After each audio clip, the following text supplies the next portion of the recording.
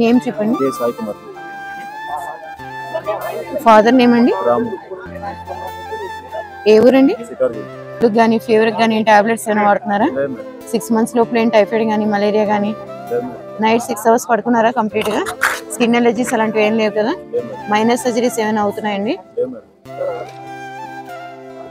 Sign చేయండి. అందరికీ నమస్కారం అండి. ఈ రోజుల్లో ఆపరేషన్స్ కానివ్వండి, ప్రెగ్నెన్సీ టైంలో డెలివరీకి కానివ్వండి, యాక్సిడెంట్ పేషెంట్స్ కానివ్వండి, వీక్గా ఉన్న ప్రతి పేషెంట్కి కావాల్సింది బ్లడ్. ఎమర్జెన్సీ టైంలో బ్లడ్ దొరక్క వేల రూపాయలు ఖర్చు పెట్టి బ్లడ్ కొనేవాళ్ళు కూడా ఉన్నారు.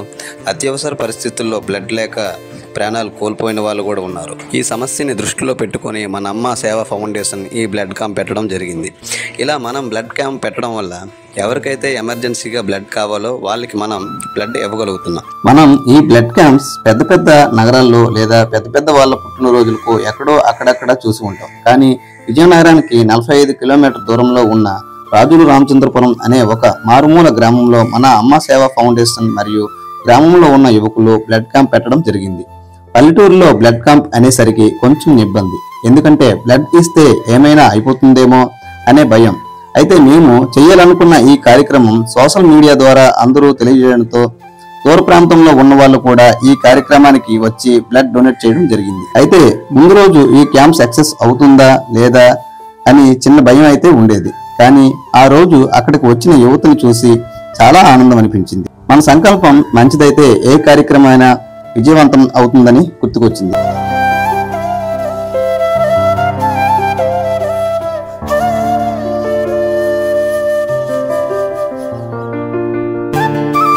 మన ఈ కార్యక్రమానికి ముఖ్య అతిథులుగా అభ్యుదయ ఫౌండేషన్ చింతా శారదా మేడం గారు మరియు సహాయ స్ఫూర్తి ఫౌండేషన్ సాయి కుమార్ గారు రావడం జరిగింది.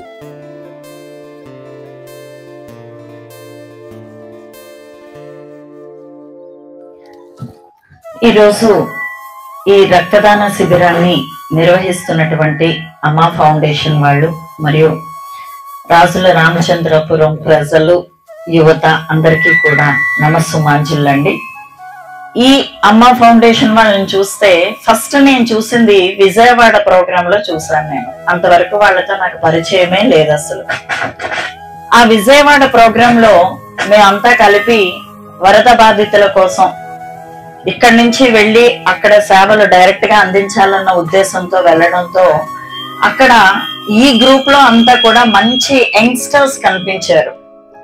ఎప్పుడు కూడా మనం మంచి అభివృద్ధిలోకి వెళ్ళాలి అంటే అయితే చిన్నపిల్లలు లేదా యువత చేతిలోనే మన దేశ భవిష్యత్ అంతా ఉంది. సో ఈ ఊర్లో నేను చూసేసరికి మాత్రం చాలా ఆనందపడుతూ 10 మందికి కూడా చెప్పింది ఆ ఒక్క విషయమే. వీళ్ళంతా చాలా యునైటెడ్ గా ఉండి ఐకమత్యంతో ఉండి అన్ని మంచి కార్యక్రమాలు చేయడానికి ముందుకు వస్తున్నారు అంటే భవిష్యత్తులో మనం చాలా మంచి పరిస్థితుల్లోకి వెళ్ళిపోతాము, డౌట్ లేదు. యూత్ అంతా కూడా ఎప్పుడు ఎంజాయ్మెంట్ లేదా కొంచెం అలవాట్లకి వ్యసనాలకి అలవాటు పడిపోవటం, సాయంత్రం అయితే వాళ్ళు ఎలా ఉంటున్నారో తెలియని పరిస్థితుల్లో అయిపోయి అటు కుటుంబానికి కానీ వీళ్ళకి కానీ ఆరోగ్యంగా ఆర్థికంగా ఎంతో నష్టపోతూ వస్తున్నప్పటికీ కూడా నేను ఎక్కువగా చూసింది అదన్నమాట.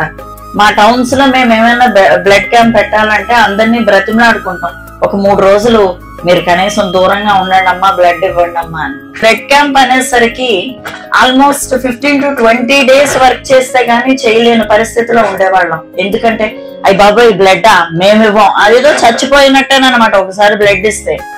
కానీ అక్కడ నుంచి కొంచెం ఛాలెంజింగ్ గా తీసుకొని బ్లడ్ ఎవరైతే ఉపయోగించుకుంటున్నారో అవసరంలో ఏదైనా ఆపరేషన్ కానీ యాక్సిడెంట్ అయినప్పుడు కానీ హాస్పిటల్లో వాళ్ళకి అవసరం పడేటప్పుడు బ్లడ్ ఎవరైతే ఉపయోగించుకుంటున్నారో వాళ్ళకన్నా బ్లడ్ డొనేట్ చేసిన వాళ్ళకే ఎక్కువ లాభాలు ఉన్నాయి. అంతేకాకుండా మనది కూడా ఎక్సెస్ బ్లడ్ మాత్రమే బయటికి వెళ్తుంది. So with in a span of 24 to 48 hours లో మళ్ళీ రీప్లేస్ అయిపోతుంది. సో ఎప్పుడైతే కొత్త రక్తం మన బాడీలోకి వెళ్తూ ఉంటుందో మనం ఇంకా ఉత్సాహంగా, ఎప్పటికీ యవ్వనంగా, ఏజ్ పెరిగినా సరే ఎప్పటికీ యంగ్గా కనిపిస్తా ఉంటారు. ఇలా కాళ్ళు జారి పడిపోయినా, కాళ్ళు విరిగిపోయినా సరే వెంటనే వాళ్ళకి బ్లడ్ అవసరం పడుతుంది.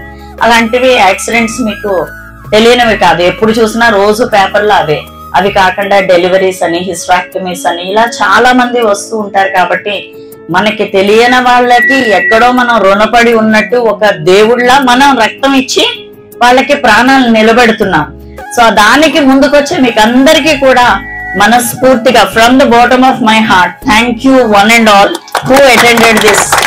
ఓకే, అలాగే ఇందులో భాగంగా నన్ను ఇక్కడికి తీసుకొచ్చినందుకు సురేష్ కి అలాగే మా సాయికి so thank you very much. మీరంతా ఇలాగే చక్కగా ఐకమత్యంగా ఉంటూ ఇంకా మంచి మంచి పనులు చేస్తూ 10 మందికి కూడా 10 మందిలో కూడా మనం ఉన్నాము, మనమంటే ఎవరని తెలియపరిచేలా మీ తాలూకా జన్మ ధన్యం అయ్యేటట్టు మంచి మంచి కార్యక్రమాలు చేయండి అమ్మా. So all the best for all of you. మీరంతా ఆరోగ్యంగా ఉండాలి, 10 మందికి ఉపయోగపడేటట్టుగా మీ లైఫ్ ని మౌల్డ్ చేసుకోండి. Thank you very much. ఈ రోజు నాకు ఎందుకో మాట్లాడాలనిపించింది. మేడం గారు అన్నారు నాకు ఈ సన్మానాలు నచ్చాయి, అది కరెక్ట్. ఎందుకంటే ఏది బిజీ షెడ్యూల్ లో ఉన్నప్పుడు మొదటి గుర్తింపు, కానీ వాళ్ళు ఒక గుర్తింపుగా మీకు ఒక బండ వేసినట్టు అనమాట. బండ కాదు, బాధ్యతలు పెంచారు.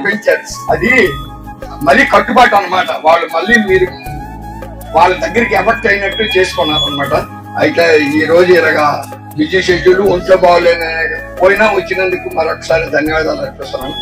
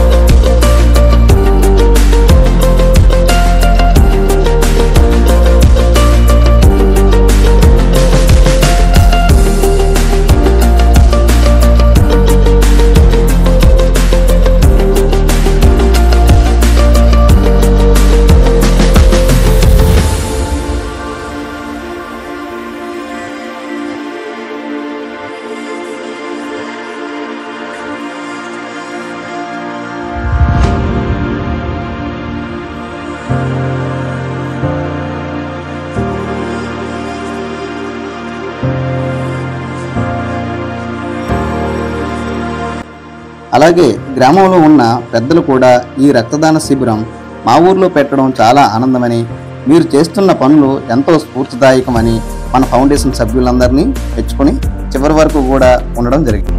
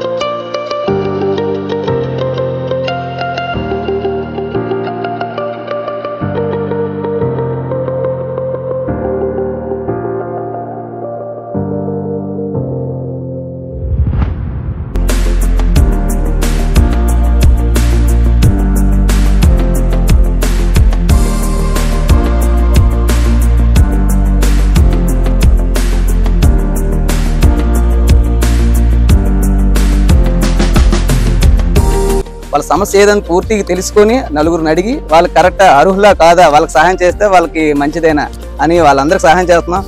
చాలా మందికి అయితే కొన్ని కార్యక్రమాలు ఇప్పటివరకు చేయగలుగుతున్నా చాలా సంతోషం. నాకు ఇంకా సంతోషం ఏంటంటే మా కమిటీ ఈ కుర్రోళ్ళని నేను మెచ్చుకోవాలి. నేను ఎప్పుడు ఫోన్ చేశాను సార్ చిరాకు పడరు, నేనే ఇంకా కోపపడుతున్నా వాళ్ళకి ఇంకా లేట్ అయితే. కానీ వాళ్ళ పనులు మానుకొని అయినా సరే సినిమాలకు కూడా వెళ్ళడం మానేశారండి కొన్ని రోజులుగా. నిజంగా ఈ ఫౌండేషన్ పనులు అయినా సరే అవన్నీ మానుకొని వెనకాలే ఉంటారు, ప్రతి దానికి సహకరిస్తారు. మేము ఒక్కలమైతే ఇది అంతా చేయలేం, నిజం చెప్తున్నాను. ఎందుకంటే ఇంత టీం ఉండబట్టి మేము చేయగలుగుతున్నాం.